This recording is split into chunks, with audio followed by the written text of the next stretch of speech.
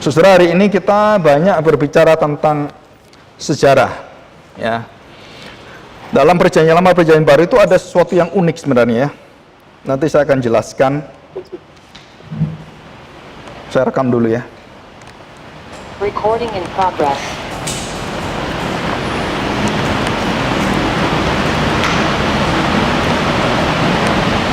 Ya, kebaikan hati Allah dan tanggung jawab hidup Raja Yosafat atau orang-orang percaya.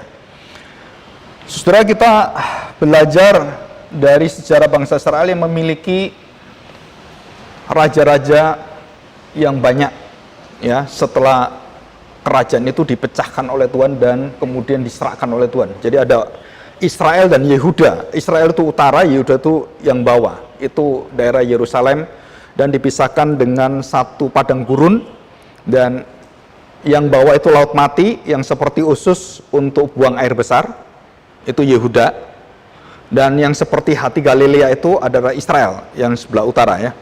Jadi ada dua kerajaan. Jadi Israel itu terpecah, persaudaraan itu akhirnya tidak menjadi satu keluarga, tapi menjadi keluarga yang saling membenci satu sama lain, dan itu terjadi ratusan tahun. Kenapa keluarga pilihan Allah, keluarga Abraham, anak-anaknya bisa seperti ini? Saudara, ini adalah sesuatu yang bukan berasal dari kerinduan Tuhan untuk memecahkan mereka supaya mereka itu tambah pisah satu keluarga, bukan. Supaya mereka itu kan berkumpul kembali. Nah, kita akan belajar keunikan Perjanjian Lama, Perjanjian Baru. Ya, Perjanjian Lama itu penuh dengan sejarah dan perjalanan bangsa Israel. Mulai dari Abraham dipanggil Tuhan sampai kepada anak cucunya, Abraham, Ishak, Yakub, dan 12 anaknya Israel.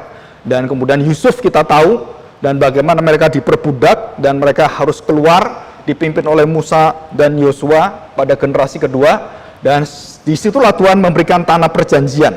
12 suku itu menempati tanah dengan semua batas diatur oleh Tuhan. Dan sekarang ini menjadi tuntutan bangsa Israel, Yahudi sekarang, itu diminta kembali tanah itu semua pada tahun 1948 di sidang PBB. Karena itu sudah diserahkan oleh Tuhan. Tetapi sayang sampai hari ini Israel cuma mendapatkan tidak lebih dari 1/5 bagian. Kecil. Ya, dan semua dikuasai negara-negara Arab dan negara-negara yang ada di sekeliling mereka. Jadi bangsa Israel itu sebenarnya sampai hari ini itu tanahnya sangat kecil sekali. Harusnya tuh sampai ke ujung, besar sekali. Nah, setelah dari perjalanan ini kita tahu bahwa Perjanjian Baru kita tidak banyak melihat ada sejarah-sejarah seperti itu. Perjanjian Baru berkonsentrasi pada gereja Tuhan, bagaimana Tuhan itu menggerakkan gereja, dan gereja inilah yang menjadi satu kekuatan yang luar biasa untuk masuk dalam dunia. Jadi Tuhan tidak memakai kerajaan, Tuhan tidak memakai silsilah orang-orang yang secara monarki atau secara kerajaan, itu tidak dipakai Tuhan, tetapi gereja dipakai Tuhan sampai akhir zaman. Sistem gereja yang terbuka, yang terus membawa berita sukacita dan masuk dalam dunia sebagai garam dan terang, itu menjadi satu titik akhir bagaimana Tuhan akan membelas kasihani dunia ini. Jadi kalau dunia ini tidak menerima gereja yang membawa Injil, itu langsung mendapatkan penghakiman. Ya, jadi kita sedang menaruh bara ke orang-orang kalau tidak menerima kasih Kristus, perjanjian Tuhan, dan percaya pada Kristus, itu udah langsung bara api penghakiman neraka itu di atas kepala mereka semua. Dan bukan hanya pribadi, negara juga. Dan kita sudah tahu negara-negara yang menolak Kristus, Korea Utara, Soviet, dan semuanya, termasuk negara-negara agama yang ada, baik agama apapun, saudara, baik yang di Tibet, dimanapun itu menolak kekristenan. Dan hanya Eropa, kekuatan besar. Dan sedangkan dunia ini yang paling banyak menolong orang-orang dalam peperangan pengungsian, itu adalah negara-negara Kristen, negara Eropa dan Amerika. Kemarin saya jelaskan tentang pengungsi. Saya membaca websitenya PBB tentang pengungsi. Saudara, ada sekitar hampir 4 juta seluruh pengungsi di dunia ini. Dan yang memberi makan, saudara tahu, itu negara Kristen. Ya, negara Kristen. Jadi bukan negara yang lain. Yang paling banyak memberi makan, yang mendukung mereka, yang terus memperhatikan mereka, itu negara Kristen ya. Dan itu yang menguatkan PBB. Dan yang paling tertinggi, negara yang paling banyak dan berjasa bangsa itu apa? Saudara harus tahu. Dan ini yang ditutupi oleh dunia, Yahudi. Yahudi, bangsa yang paling dibenci oleh seluruh dunia, yang paling dimusuhi, dan tidak ada negara yang dimusuhi yang paling banyak kecuali Yahudi. Tapi Yahudilah yang paling banyak membantu bangsa-bangsa lain. Kenapa bisa seperti itu? Saudara, ini keunikan. Dan kita juga sama orang Kristen. Kita dibakar, kita diintimidasi, kita dibenci, kita difitnah, dan banyak sekali. Tapi gereja Tuhan nggak pernah terkalahkan. Dan Tuhan mengatakan apa? Kasihlah musuhmu, berdoalah bagi dia, berkatilah dia. Saudara, kuasa inilah yang paling ditakuti oleh setan. Saudara, jika saudara bisa mengampuni orang bersalah, setan paling takut. Dan setan paling senang kalau kita nggak bisa ngampuni. Kenapa? Karena koncoku ini keluarga saya ini. Nah, saudara akan mendapatkan penjelasan tentang kejahatan di hari Kamis dan Sabtu ya. Ada seri-seri yang penting di situ, saudara bisa mendengarkan atau mengulangi di YouTube ya. Saya tidak bahas itu. Oke, kita lihat sekarang. Nah, saudara, kita bahas.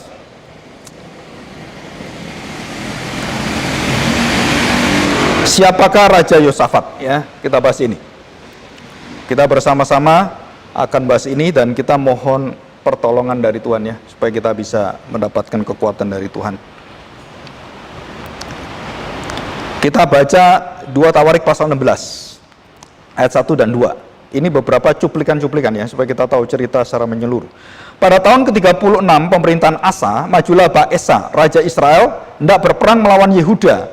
Ia memperkuat Rama dengan maksud mencegah lalu lintas kepada Asa, Raja Yehuda.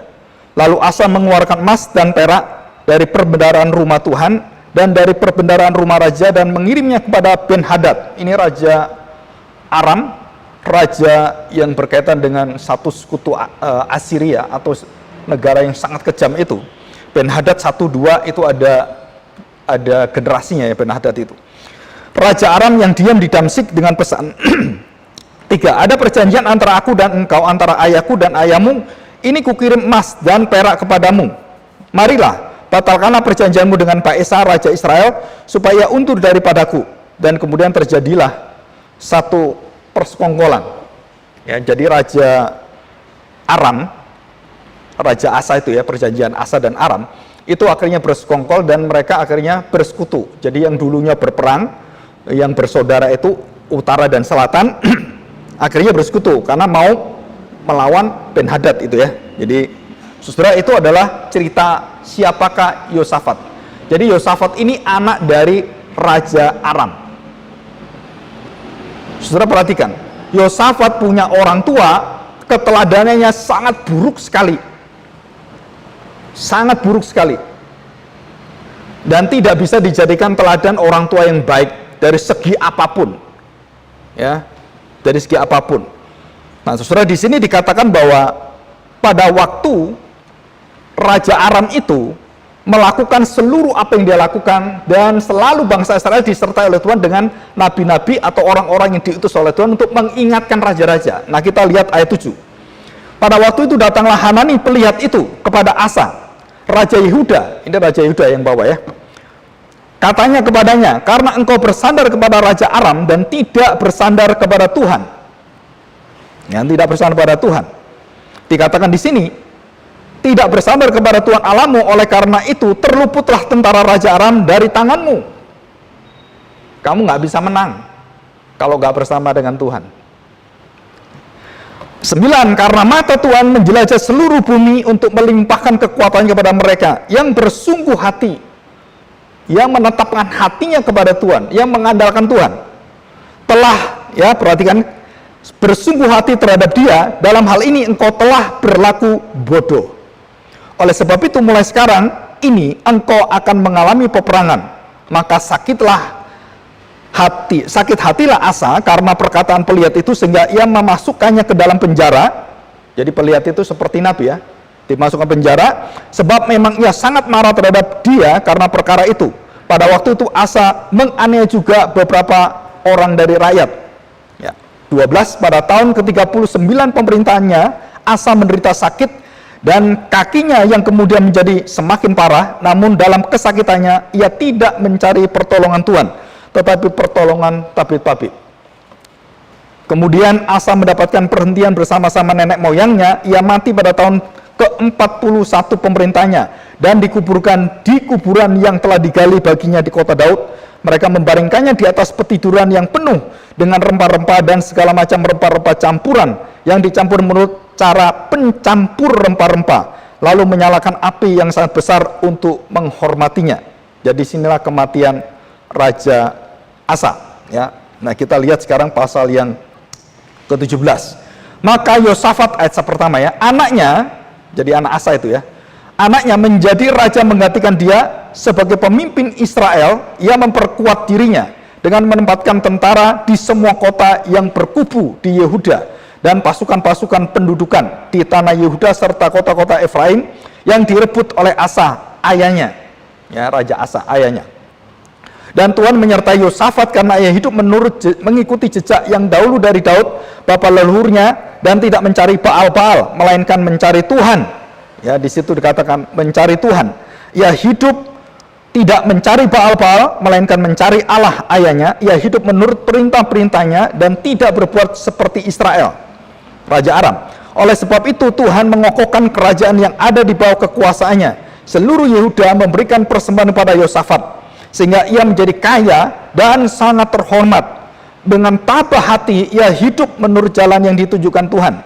Pula ia menjauhkan dari Yehuda segala bukit pengorbanan dan tiang berhala. Pada tahun ketiga pemerintahannya, ia mengutus beberapa pembesarnya, yakni Ben-Hail, Obadja, Zakaria, Netaneel, dan Mika.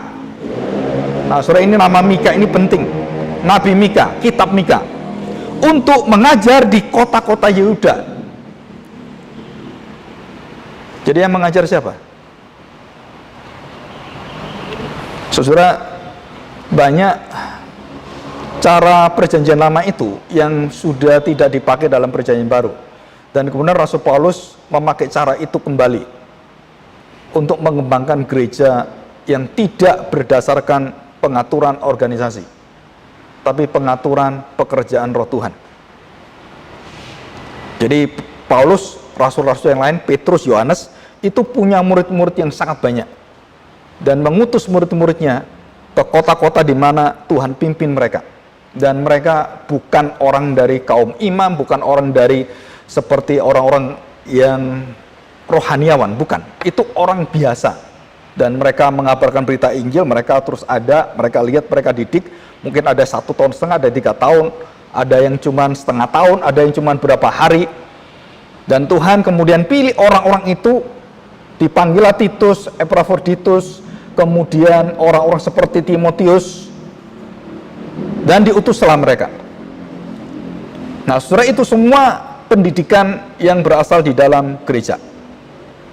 Jadi bukan, dan tidak ada sekolah teologi waktu itu ya. Nah, sekarang banyak sekolah teologi ya. Nah, kita perhatikan ini. Perhatikan apa? Saudara, apa yang terjadi dengan Yosafat? Jadi yang pertama, Yosafat punya teladan orang tua yang tidak bisa menjadi teladan, maka dia mencari di atasnya siapa yang bisa menjadi teladan, dan dia langsung ketemu dengan kakek moyangnya, yaitu Daud.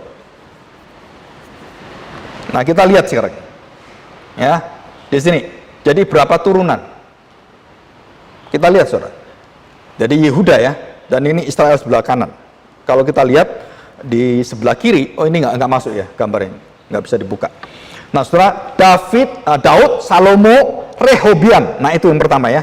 Rehobiam, Abia, Asa, Yosafat. Jadi Asa ini papa Yosafat. Nah, Asa, Abia, Rehobiam itu raja bapak yang bengis, yang keji, yang biadab. Ya. Jadi 3 turunan, jadi papanya, engkongnya, buyutnya. itu nggak bisa jadi teladan. Dan kemudian Salomo pun tidak menjadi teladan bagi Yosafat, ya. Dan siapa menjadi teladan? Daud. Jadi paling ujung. Dan dia melihat 4 raja, bapaknya dia, kakek buyutnya dia, itu dia hanya melihat kepada Daud. Kenapa Daud? Karena Daud memiliki satu keunggulan yang akan menjadi miliknya Yosafat, menjadi miliknya nanti Yosia. Saudara, ini adalah penting sekali dalam keluarga. Apa itu? Hati yang takut akan Tuhan. Hati yang mencari Allah dalam segala hal. Dan itu menjadi kekuatan Yosafat. Jadi waktu Yosafat diminta bersama-sama dengan Raja Ahab. Nah, Raja Ahab itu besanan dengan Yosafat. Saudara, Yosafat mengingatkan pada Raja Ahab yang suaminya Isabel, masih ingat? Ya kan? Suami Isabel yang sangat jahat itu, yang rebut kebun anggurnya Nabot dan akhirnya dibunuh, ya. Nah, Ahab ini mau menyerang Yerusalem, mau menyerang semua, dan beberapa cara dia mau bergabung karena besanan dan mungkin nggak enak. Nah, ini ada satu permasalahan dalam hidup Yosafat yang seperti kita juga, yang mau berkompromi, dan dia mengingatkan Ahab supaya mencari firman Tuhan, mencari suara Allah, mencari Allah, dan apa yang harus dilakukan. 450 nabi-nabi pelihat yang ada di Israel, dan itu banyak sekali, saudara. Dan semua itu nabi palsu yang nanti berperang dengan zaman itu adalah Elia. Kita masih ingat ya sejarahnya. Nah, 400 nabi yang ada, semua nabi-nabi itu membicarakan dan mengatakan pada Ahab sesuatu yang baik semuanya. Wah, raja, engkau luar biasa, diberkati Tuhan, engkau orang yang betul-betul dipimpin oleh Tuhan. Dan semua ngomong, hanya satu nabi yang ngomong menyakitkan hati, yang bernama Mika bin Yimla. Nah, saudara, karena berbesan, maka Yosafat tetap mengingatkan. Tapi karena besanan, saudara, dia tidak bisa menolak. Dan dia akhirnya menyerang. Bersama-sama dengan Raja Aram. Bersama-sama dengan Ahab. Dan saudara, kemudian Ahab dinubuatkan. Nanti kita baca, dinubuatkan oleh Zedekia. Bahwa dia akan mati. Dia akan mengalami kematian. Ya. Dan kemudian dia akan mati di medan perang. Nah, karena dia akan mati di medan perang, karena dia raja itu langsung tahu keretanya di sini, orang di situ, wah itu jadi sasaran kan gampang. Dan dia menyamar jadi prajurit. Raja Ahab. Walaupun dia nyamar jadi prajurit, Tuhan menetapkan, Tuhan sudah berdaulat, dan Tuhan sudah mengatakan apa yang akan terjadi pada kamu. Kamu akan mati di medan perang. Kalaupun kamu jumput-jumput, sembunyi-sembunyi, tiba-tiba ada orang mana sembarangan. Psst. Sembarangan loh. Kan ini orang banyak. Dia mana ke siapapun pokoknya kena gitu kan. Kena siapa? Kena Ahab. Jep. Mati dia.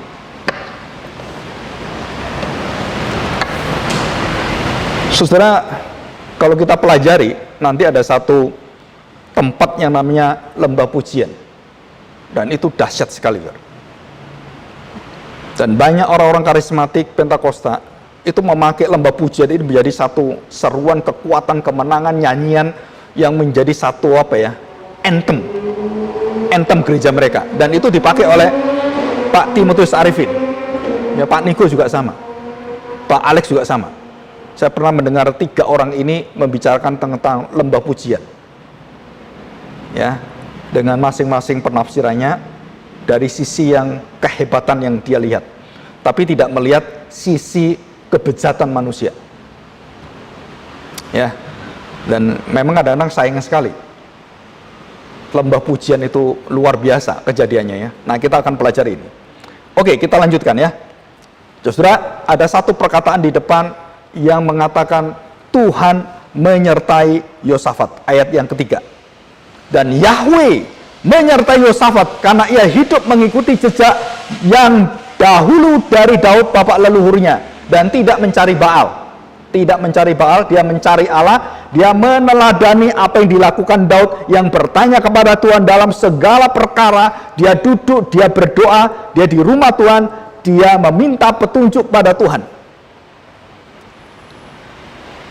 Jadi hasil penyertaan Tuhan menggerakkan dia selalu mencari Tuhan. Jadi yang mencari Tuhan itu siapa? Tuhan mencari kita atau kita mencari Tuhan? Saudara, Alkitab mengatakan dengan jelas, tidak ada orang mencari Tuhan. Jadi Tuhanlah mencari kita. Waktu kita ketemu dicari Tuhan, maka kita dibawa ke dalam seluruh jaminan Tuhan bahwa hidupmu harus berjalan di dalam kehendak jalan Tuhan. Dan kalau kamu berjalan dalam kehendak Tuhan, seluruh hidupmu, Tuhan tidak pernah tinggalkan engkau. Musuhmu siapapun, aku hempaskan semua. Dan tidak ada yang tahan dengan engkau. Selama hidup Daud tidak pernah kalah dalam satu peperangan. Selama peperangan Yosua tidak pernah kalah satupun dalam peperangan, kecuali kota Ai. Kecuali satu, kota Ai. Kenapa? Ada dosa Akan.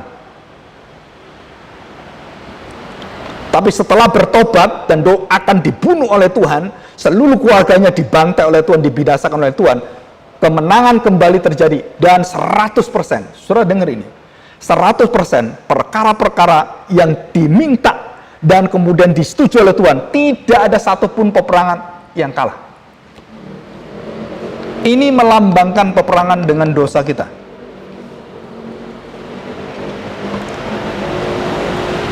Saya berkali-kali mendapatkan telepon orang-orang yang 2 tahun ini banyak orang stres, saudara.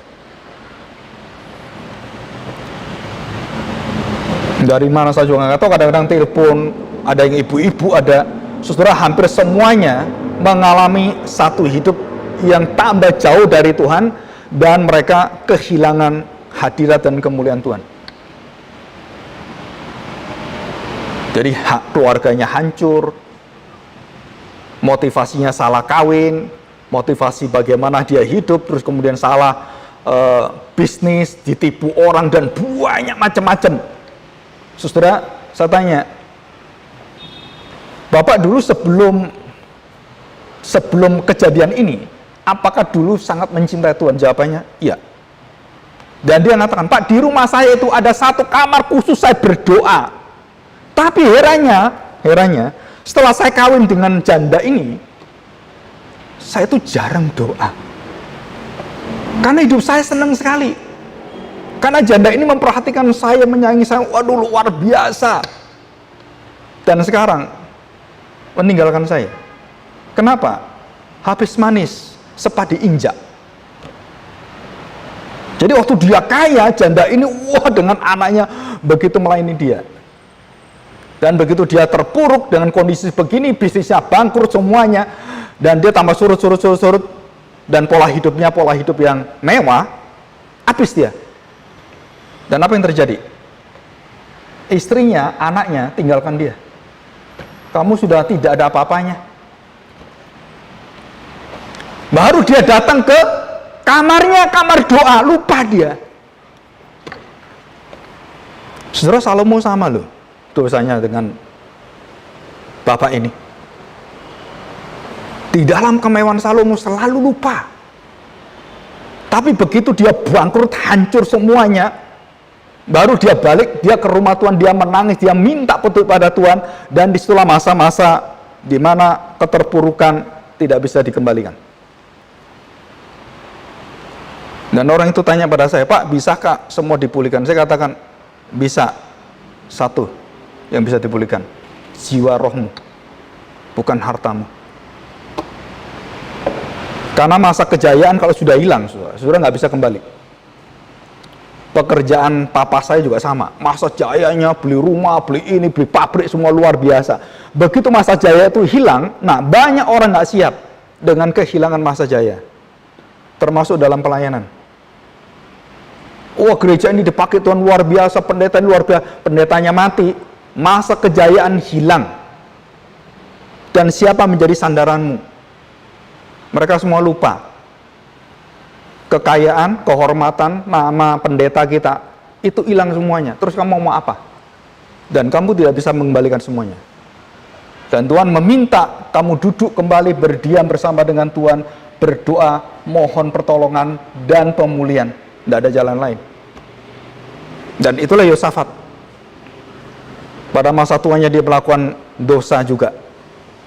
Saudara, Tuhan mengokohkan kerajaannya, itu efek dari apa? Karena dia begitu mencari Tuhan, bertanya pada Tuhan, dan sampai akhirnya Yosafat akhirnya bisa melewati kelemahan dia di akhir waktu dia tua.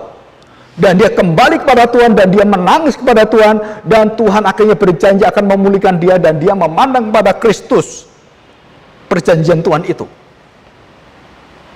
Nah, saudara, ini adalah satu pelajaran sejarah rohani, bukan sejarah seperti sejarah Indonesia, Kutai, kerajaan Kutai, bukan, saudara. Itu nggak ada apa-apanya. Ini sejarah bagaimana Tuhan menyertai orang-orang, dan kemudian bagaimana mereka bertanggung jawab. Tuhan kemudian dengan kasihnya, dengan kesetiaannya menunggu raja-raja itu, orang-orang itu untuk datang pada dia dan berdoa. Kemudian Tuhan janjikan, aku tidak pernah tinggalkan engkau, aku menyertai engkau. Jadi waktu dikatakan pada ayat ketiga, aku menyertai engkau, di dalam kondisi apapun, kamu melawan saya, aku setia tunggu kamu. Dan ini hebatnya Tuhan, saudara. Kamu benci Tuhan, Tuhan nggak benci kamu. Tuhan tunggu kamu. Karena dia setia dengan perjanjiannya. Dan kalau kamu mengingat kembali, dan kamu mengingat dan sadar, bertobat, aku setia, aku tunggu kamu. Saudara, kita manusia, kita nggak bisa seperti itu. Kita daging, kita nggak bisa, saudara. Kita nggak bisa mengalahkan kejahatan dengan kebaikan. Caci maki dengan ucapan doa. Kita nggak bisa kalahkan itu. Yang bisa kalahkan adalah Kristus yang hidup dalam diri kamu. Barulah kita bisa melakukan itu. Saudara, daging kita nggak mungkin. Dan inilah yang kita lihat. Jadi dampaknya apa waktu orang bersama dengan Tuhan, disertai oleh Tuhan? Saudara, apa yang dia lakukan, satu pun yang bersama dengan Tuhan, berjalan dengan Tuhan, tidak ada yang tidak berhasil. Semua berhasil. Jadi, saudara tahu, dosa-dosa yang ada dalam hidup kita, jika kita berjalan bersama dengan Tuhan, memohon pada Tuhan, itu satu persatu kamu bisa mengalahkannya, kamu bisa mematikannya. Dengan apa? Dengan kasih Tuhan. Dosa itu ditutupi dengan kasih Tuhan, dosa itu ditaklukkan. Rasul Paulus dalam Efesus pasal 6 memberikan satu pengertian bagaimana kita harus mengambil perlengkapan senjata Allah. Disuruh ambil. Kalau kamu nggak ngambil, ya kamu kalah, salahmu sendiri. Nah, banyak orang-orang yang percaya, orang Kristen, itu tidak mau mengambil perlengkapan ini. Apa artinya mengambil? Kamu mengambil, kamu mengenakan, dan kamu membiasakan diri dengan apa? Firman Tuhan, kebenaran, sifat-sifat Allah dalam seluruh hidup kita, dalam perkataan kita. Bagaimana saya berkata dengan anak saya, dengan istri saya, dengan suami saya, dengan siapapun. Saudara, perkataan ada perkataan yang kudus, ya dan ya, tidak dan tidak. Itu yang bisa mengalahkan dosa. Kalau kita tidak bisa, saudara, apa yang terjadi? Kita bergumul dengan seluruh dosa kita, daging kita nggak habis-habis. Saya lagi berpikir, kepingin berkhotbah tentang teologi syukur. Beberapa hari ini, saya lagi teringat masa yang lalu itu. Dan kemudian waktu saya ke kuburannya Pak Caleb Tong, waktu saya di sana, saya teringat kalimat dia. Dia mengatakan ada satu khotbah yang paling agung yang orang Kristen harus mendengarkan. Minimal seumur hidup satu kali. Apa itu? Bersyukur.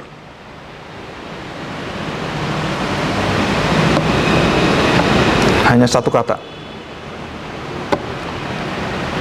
Dan dia mengatakan itu satu-satunya kekuatan hidup orang percaya. Tuhan ngapain kamu, Tuhan ngerjain kamu, Tuhan kemudian menguji kamu, dan kondisi apa? Saudara, kekuatan kita cuma satu, bersyukur. Bersyukur itu bukan berserah pasif. Bersyukur itu artinya siap untuk mengerjakan, siap segala-galanya bersama dengan Tuhan.